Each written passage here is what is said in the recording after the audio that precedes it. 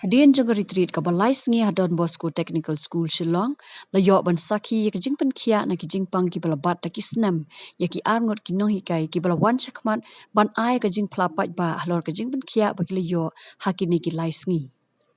Said earlier, those who had UTI problem. So it was me. I have been having this for the past 10 years, and I've been hospitalized every year. But I praise to God. I know that I have been touched, I have been healed. From today onwards, I know I will not be having UTI anymore. And I claim that.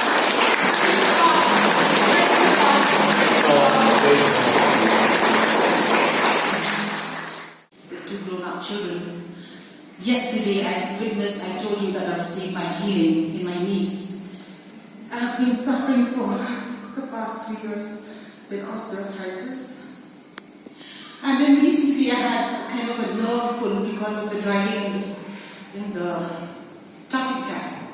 So I normally leave very early or leave very late for school, and I tell my principal, don't mind, I've got terrible knee problems. You see me with a private job. You see me with my kneecaps these 2 days. Today I forgot my kneecaps. I felt the healing from the day before. But today I forgot my kneecap.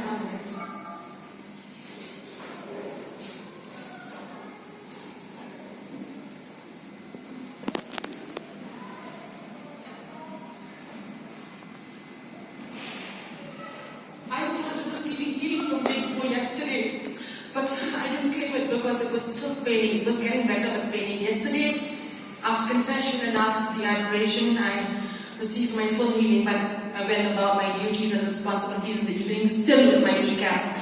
Not because I doubted the Lord, but I knew He was still continuing to work as I surrendered myself, and I claimed that healing.